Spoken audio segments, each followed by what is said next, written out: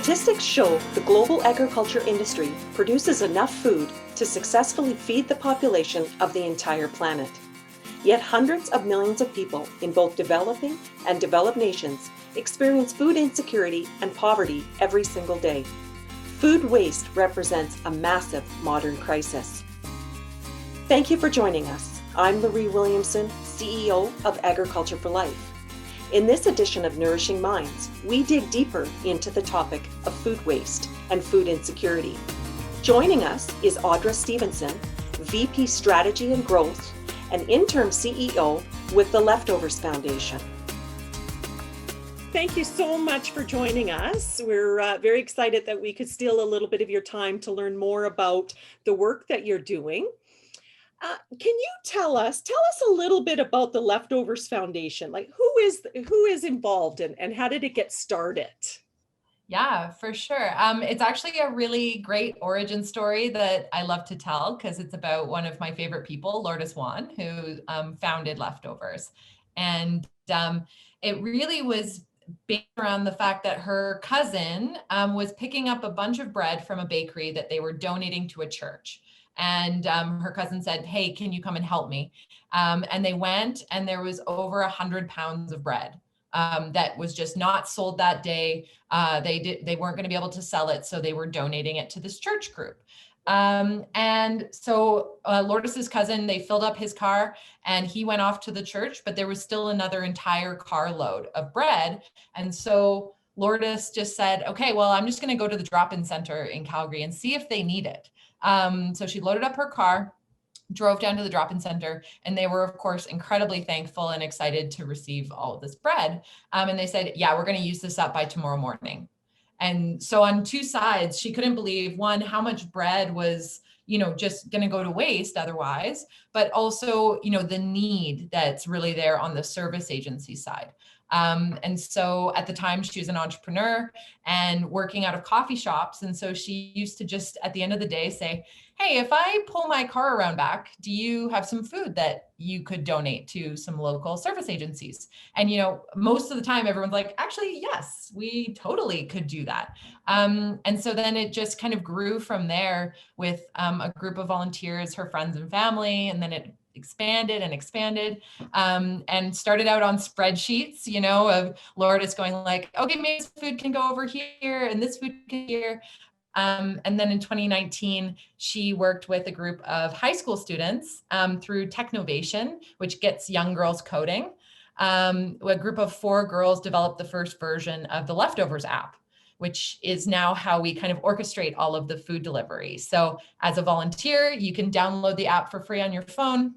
You go in, you see every route that's available in our 3 locations, Calgary, Edmonton, Winnipeg, and you can go, "Okay, I want to pick up from Hoopla Donuts and deliver it to the Dream Center."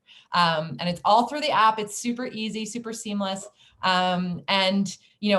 It's just a great way to be able to kind of stay connected to the community and do a little bit of good with an extra 30 minutes in your day.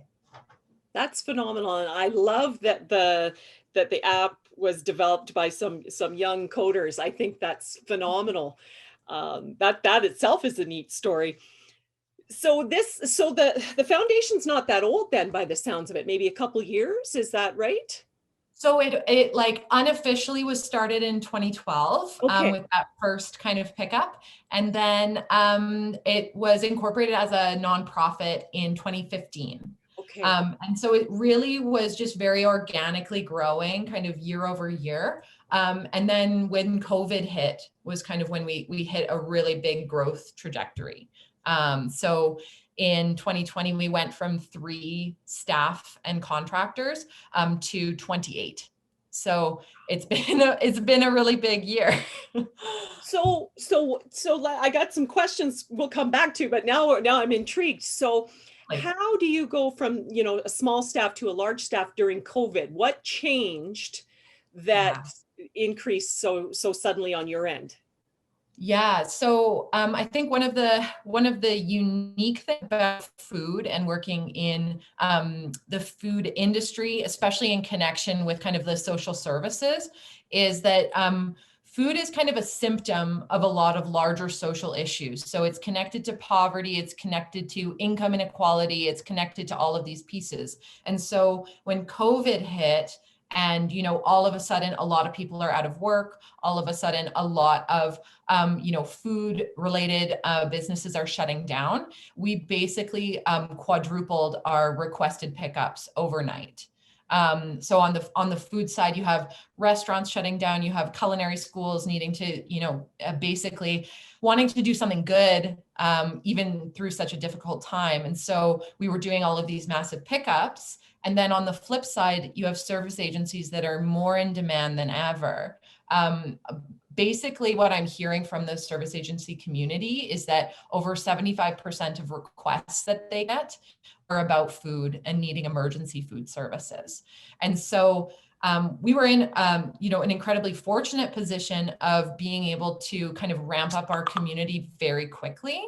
And provide that connection point that I really see as our biggest strength, is being that connection point of those who have food to donate and those who need it. And so, we were very fortunate also to receive some government funding to assist us in ramping up those programs.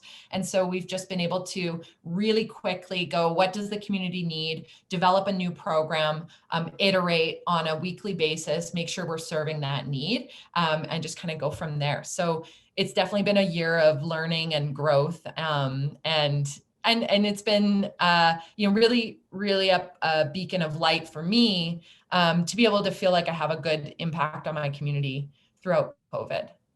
Oh, absolutely. So I can understand when the restaurants were first shut down, they would have, their storerooms full of food. What about sort of at the bottom of that lull when they've been closed for months and they don't have food to donate? Where does the food come from? It's, I love that question, because it's something that we all sat down and we were like, what is happening? Like, we kind of thought this would taper off. And it's definitely that the March, April, May were the largest months. But I think what happened was just there's an awareness piece now.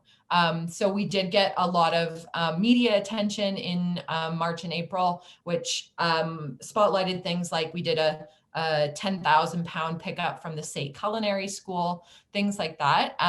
And now I think it's just that people are more aware of food waste being an issue because it was profiled. And also just organizations, I think, like local businesses are looking at how can I give back in a small way to my community in a time where like maybe monetary giving has gone down a little bit. So I think one thing I love about the communities that we're in is that everyone is really connected to the local community.